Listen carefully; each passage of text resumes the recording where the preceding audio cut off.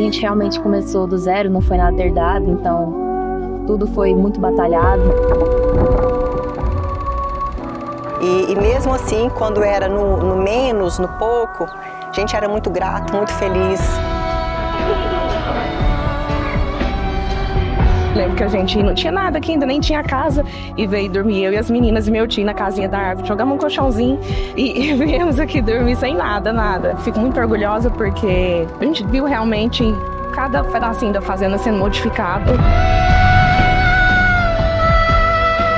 Quando eu era pequena, era meu pai passando meses viajando para poder conquistar o sonho. E eu até adoecia quando eu era criança por ficar longe do meu pai, sofria muito. E hoje em dia, mais velha, né? Eu cresço e olho tudo para trás, eu sinto muito orgulho.